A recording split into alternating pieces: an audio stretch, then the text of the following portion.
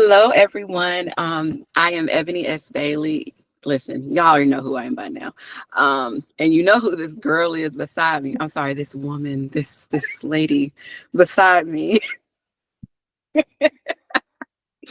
Oh my gosh. But I am here for another speaker chat. Oh my gosh, these things have been amazing. I've been talking to the different speakers that will be at She Woke Up. If by now you don't know what She Woke Up is, you must have been under a rock or something, because we waking up, we flicking on light switches and everything in every room all weekend, August 1st and 2nd. We have now DeVonda's on both days because she's a part of the first night. We're doing the unscripted push. Now, listen, y'all better have already gone and subscribed. Okay.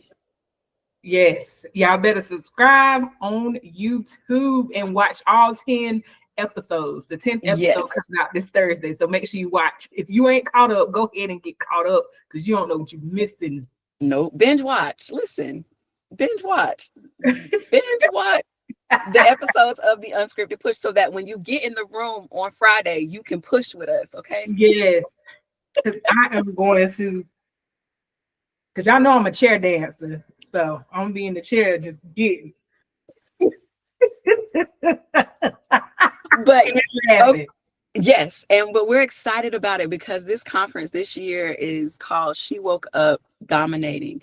And I said, the misconception some people probably think is we're talking about dominating, like showing up as this big personality in these different places and, walking in like a boss woman, which of course you do.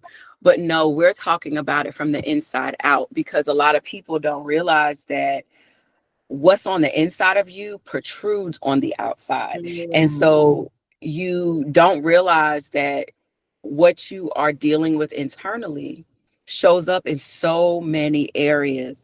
And we're focusing on the woman as a whole. We're not just talking about spiritual life, because that's fine. Yes, you need a good foundation on the inside, but we're talking about mental health. We're talking about finances. We're talking about leadership, connection.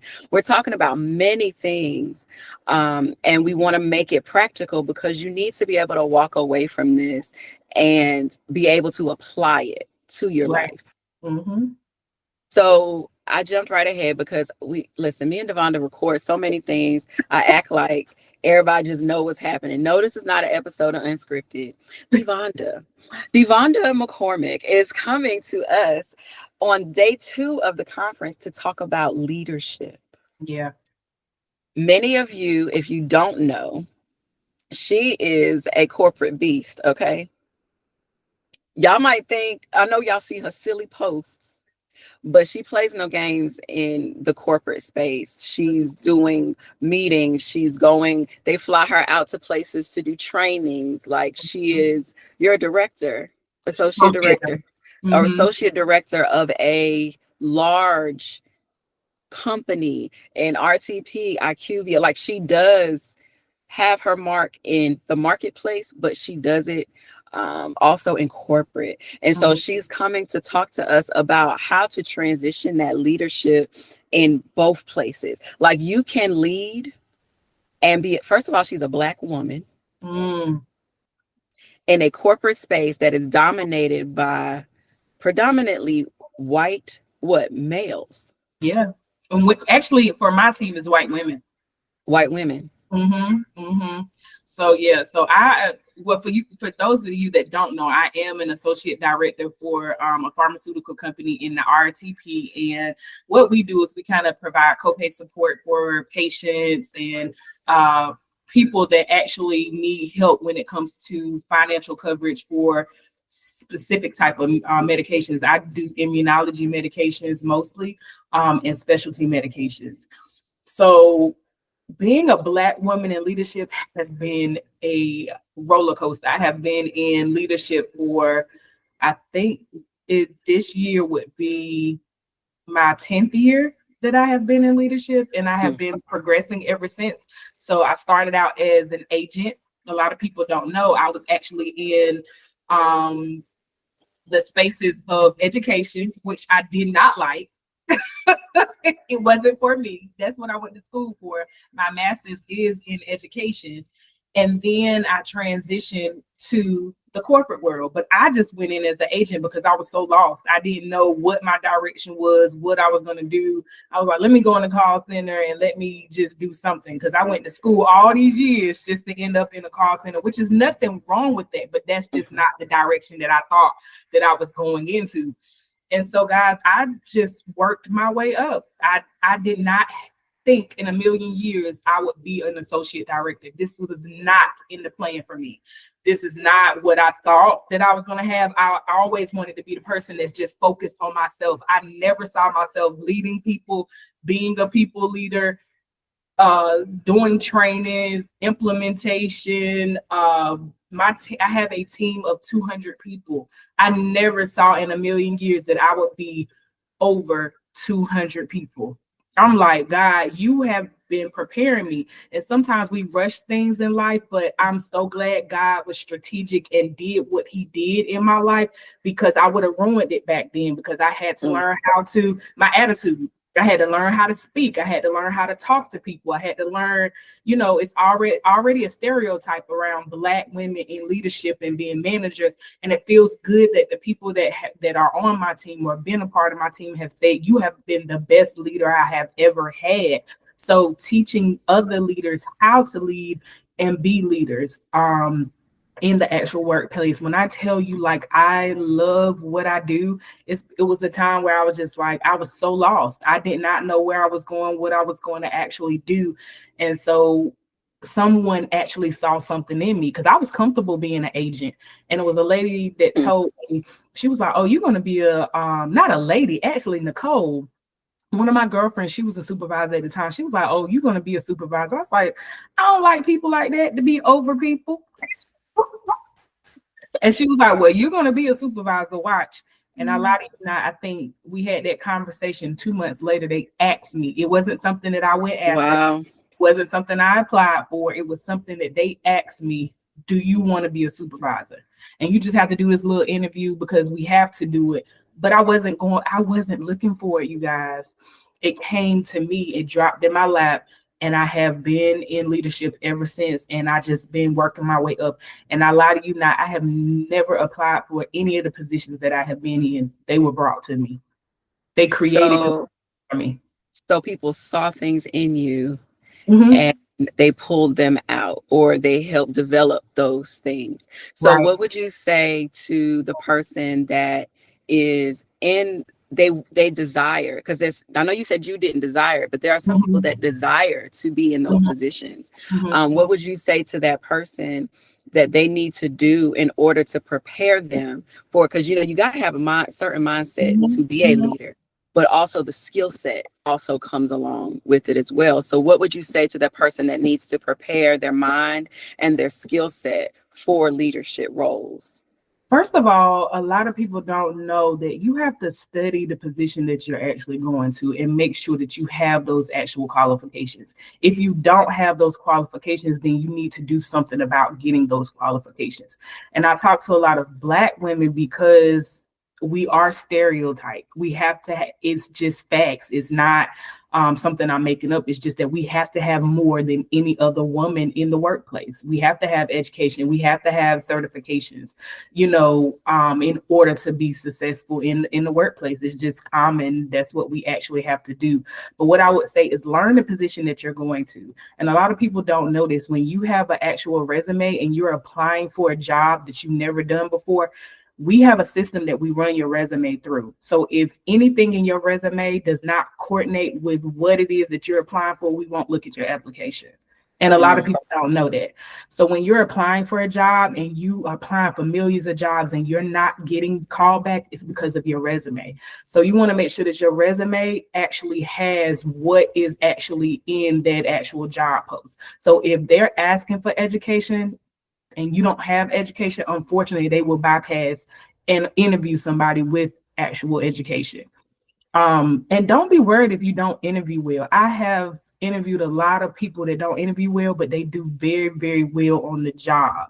Mm. about showing you what you actually can do and what you can bring to the actual job.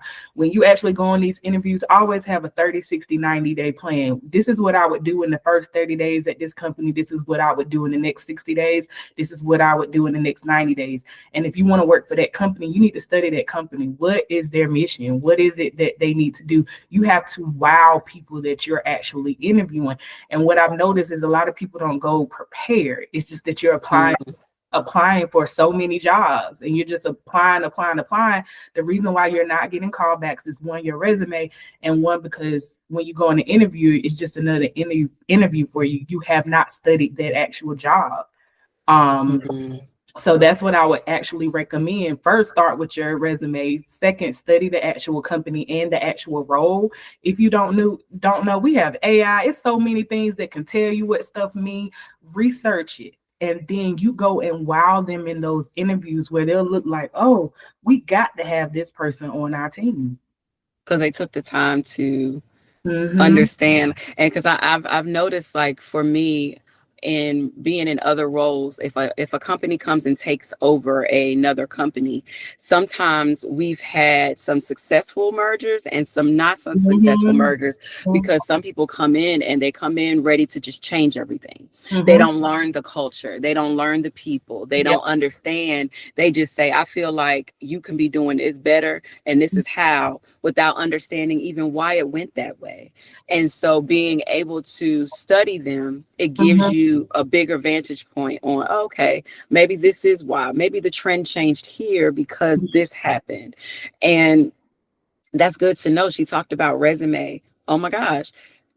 Everybody uses AI now. So they're eliminating people quickly because of those things. And if you're doing one resume with one cover letter and sending it to 300 jobs, it's not going to work. You're not going to get it has to be custom personalized. And it also shows the person that you're invested in it.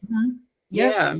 And it's and with you saying that, Ebony, going back to what you were just saying, a lot of people don't know is that the reason why I'm so focused on leadership and different things like that is because of the simple fact. What did you say? I'm trying to remember what you said. I lost it because I was thinking about something else. But you had said that when mergers and different things happen like that, people don't understand that they just try to change the company or try to change things. And when you're a leader, you want to make sure that you're asking the people that's actually doing the actual role. So even though I'm associate director, I am so far-fetched when it comes to the phones and the agents, and because I run 4 different teams. So what these teams are doing, I consult with my managers before we make changes, before we implement stuff. I check with the people that are on the front line, and I notice that a lot of people do that. They just like, oh, this is going to be better. How do you know? You are not on the phone, or you're not doing this. Have a meeting with these people. This is what I'm actually wanting to do. What do you guys think about this? What are you hearing? What should we do? Is this going to work for our team? And I notice as a leader, a lot of people don't ask that. They just want to be a leader, and they're just like, oh, I'm just going to make all the decisions because that's just who I am and that's the position I am. No, I don't care how high I get up in the actual company. I'm always going to have respect for the agents because they're frontline, for my managers because they actually frontline, and they know that I'm always going to get their opinion before implementation or making these actual decisions. But I just wanted to add that because when you said that, I thought about that. A lot of leaders do. They make decisions without consulting the people that they need to consult before making those decisions. Yeah. So fast forward, it's August 2nd. People walking through the door of your breakout session on leadership. What should they expect? Real, raw. I'm definitely going to be talking about some things that I've been through as a woman in leadership, the expectations, what it is that you need to do, actually taking questions about, with you being in the workforce, what are you looking for? Why? It's going to be interactive. Why do you feel that you are actually stagnant? Why do you feel like you have not grown? And we're going to pinpoint some of those areas and what it is that you can do to get to the next level. Because it's a lot of things that people don't know in the corporate space and how to maneuver through the corporate space. You have to learn how corporate works in order for you to be successful. If you don't know, you're going to be looked over. If you don't know, you're not going to advance. If you don't know, you're going to be in the same position. I always tell people there is no reason that you should be in the same position over 2 years. If you are in the same position over 2 years, then there's a problem. There's something that you're not doing. You have got comfortable and you have become stagnant. So we need to know what it is that you're looking for, what you need to do to be able to get to the next level. I always tell all my managers, when I came to this department, I have managers that have been managers for 5 years, for 10 years. I have been promoted 3 times within 3 years. It's no reason that somebody should be in a position for over 2 years without either the progressing at that company or either looking for something else where you can make money. It's not hard to make 6 figures. It's really you.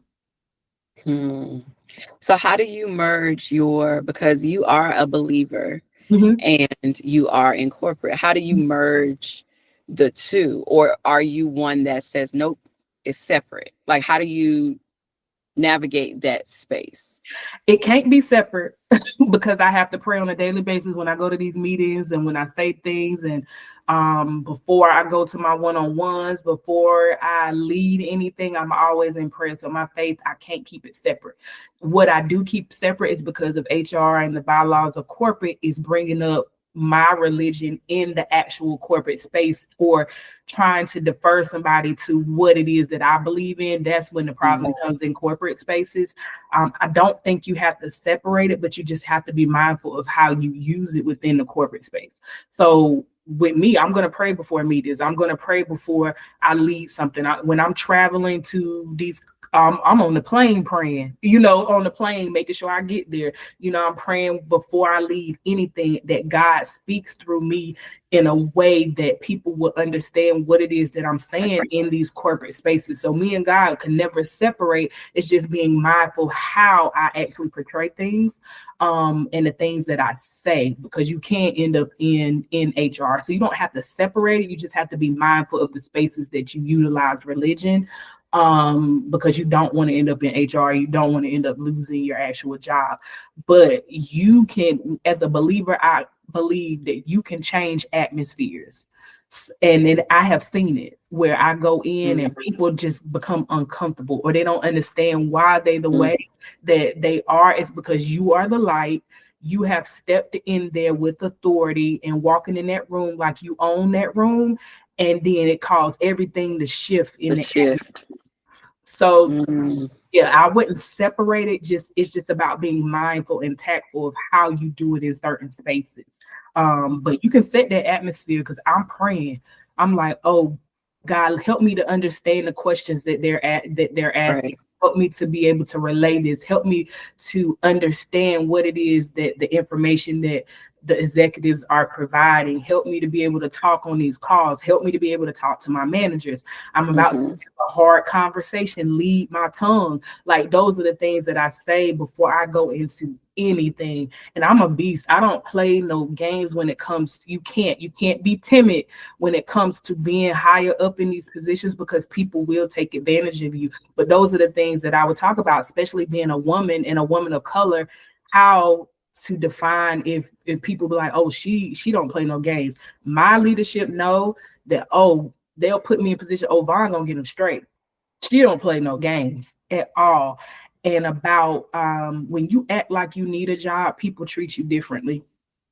I've noticed that when you act like you have to have it, or you need it, or you can't do without the actual job, people treat you differently. But when you walk in authority, like, you guys need me more than I need you, I'm telling you, your whole situation at your job will actually change, because they will need you. But you're invested, and that's the difference with some people. The job is literally just that. You said you started off saying, I love what I do. So because you love what you do, it doesn't feel like work in a sense. So if you are even in a space where it is just a job. Mhm. Figure out what your passion is. Like, Yeah. what are you passionate about, Mhm. and what gives you fulfillment? Mhm. And I've watched you over the years, because at first I knew you were in corporate, but I didn't know up close until, over the last year. And I've watched you. It's like a switch that turns off in her eye, y'all. We went to Paris and we spoke in February, right? Was March? February. March. March. One of the Probably months. one of the months. Yeah. I was like, wait a minute. Yeah, it was March. You're right. It was the top of March, the first week of March. And there we were amongst many different religions. We were amongst many different backgrounds. And it was a ridiculous amount of people that had to speak back to back to back to back. And there were some people that got up, and I was like, whoa, what's happening here? Right. And then if I look to beside me, because my sister went, Crystal's with us, and Crystal's on one side, DeVonnda was on the other. And then I look and DeVonnda walks out. And I'm like, where's she going? She makes her exit to the bathroom or wherever she went. And then she would come back. And so later I asked her, I was like, did this, because I was asking her, because the one lady that was up there that just kind of just did not agree with my spirit, I mean other people, but it made me a little uncomfortable, right? And so then I sat and I asked her, she was like, Ebony, I go to these corporate things all the time, and you have to know, you have control over what you allow in your spirit. And she said, I will walk out. I will go to the bathroom. I will different things like that. And I said, wow, I didn't even think of that part in this way, because I'm churched, y'all. Like, I've been in church all my life. My jobs, they know I love God, I don't have that. So I've not been in a corporate space until the position You that would I'm never in now. you would never know Ebony has not been in corporate spaces. You just come off like you just would never know that. But not in that way. So like the role that I have now with my current job, I finally got my director title. But so I'm managing people that we have many clinics, but then we also have a team in India. And so like managing that side of it, making sure everything is flow seamlessly is interesting. And so I listened to her talk about, nope, you have control over this, you have control over that. Your standards, what you will take, what you won't.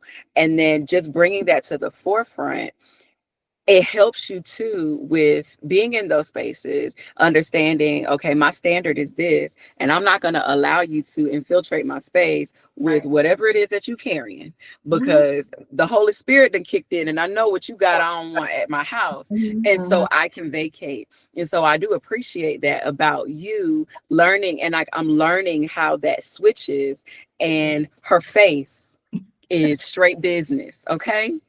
Straight business. Like, you talk about poker face, she got one. Okay. She don't play, but then also she gets sound advice. Yeah. We were in a group chat with some ladies, and one person asked about job, and I said, oh, her corporate about to come out. And it came out, and she talked about specific steps. Okay, if you want to be in this type of role, this is what you need to do. And then she went further and said, call me, I can help you with that. By nature, she's a coach. So you want to be in that room. If you desire growth, if you desire to even see if leadership roles are something that you would want to stand in, because everybody doesn't want to step in the corporate space. That may not be what you want. Yeah. But you may be leading something else, and you need to have that charisma and be able to have that same conviction and stance in whatever spaces God puts you in. Right. So get in that room when she goes and she does her breakout session, and the fact that she's doing a breakout session means you can ask questions. That means you can write stuff down. You can connect with her. Take advantage of the opportunity to do that. Right. And then, like Ebony said, it doesn't have to be in corporate, but what we got to understand is we're leaders in all aspects of our life. So if you have a because no matter how much I love my job and I appreciate God for it, I know that this is not my final stop. I know that I will eventually go into full entrepreneurship, but I believe that God has steps and He has prepared me along the way to be able to lead people, to be able to understand that somebody's child is sick, or have an understanding that people deaf in the family. You know, as a leader, you have to be understanding and empathetic. It's a difference between being sympathy and empathy. As a leader, you want to be empathetic but not sympathetic, and that's another thing I'm going to talk about in the breakout session, because when you become sympathetic, that means that you are the type of person that you are actually telling them your issues. You're trying to relate, and then you guys go down an actual rabbit hole. When it comes to empathetic, it's like, I understand, this is the solution, the resolution, and this is what I can do for you. So as leaders, we do have to understand the difference and make sure that we're not being sympathetic with people because you're trying to relate to them. So now you're going down a rabbit hole with them, but you guys have not resolved the actual problem. Look at my sister girl, y'all. So I teach on that a lot. When I tell you guys, this is my passion. I love it because I want to see, you know, I don't want to say just Black women, because, you know, I do want to see women win totally, because I have seen men dominate these spaces because they feel like women can be too emotional to be leaders. So I really love the leadership lane and to be able to assist people to be better and let them know that it's out here. You can get it if you want it. It's just that you have to change your brain, your mind, and how you do things. You know? Yeah, I love it. Y'all get in her session. Mhm. Get in her. First of all, you got to get your ticket if you have not. Yeah. If you have not, use her discount code. Mhm. DeVonnda 30, get 30% off. This is an investment in you. Yes, we're talking spiritual things, but this is practical. This Mhm. is something that makes you the dollars that you need to do all the other things, take care of yourself, sustain yourself, and to build. And like she said, she knows this is not her final stop, but she's learning things that she can utilize down the road. So if you had to tell the people why they need to be in the space, give them a good 2 minutes, whatever you got to encourage them if they are on the fence about should they make this investment to be in the building, to first of all come here unscripted on Friday and push with us and understand why that development of the mental health, because we talk about a lot of stuff in that way, and then the next day you're giving them the practical physical things. Now this is how you execute after we done already went through your mental. Now you're ready to dominate in these courtroom, these, you know, platforms of leadership roles. Why should they be there? When I tell you, and I talked about this on the podcast, is that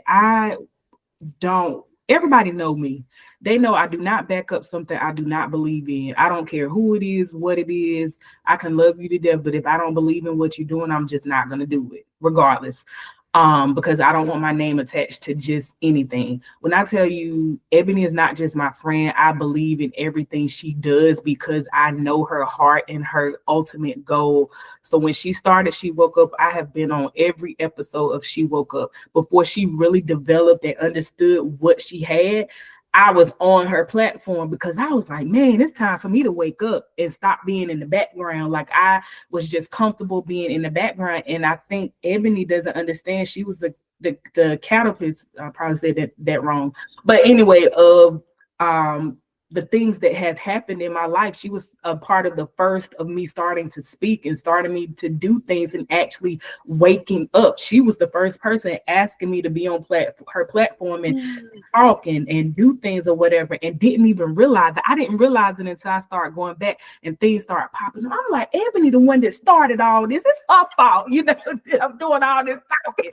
But you know, She Woke Up is amazing, you guys. I'm telling you, I know that it's already big, but it's gonna like be bigger. You want to get in the room, not just for me, but for yourself. we're going to talk about mental health. Mental health is important. Me and Ebony was talking about it on our episode, and how we was high functional depression and anxiety and different things that we were struggling with as Black women. But to have a therapist on Friday that'll be able to break down what it is that you need to do to get your mental capacity together, that's something that you need to get in the room with us. And then not just my breakout session, but all the ladies with image, finances, leadership, all of us are talking about something that you need to get you to the next level of where you're trying to go in life, whether it's me, whether it's Michelle, or the other people that you are going to get in their actual room. You're going to take something from each one of us that's going to help you in the next level of your actual life.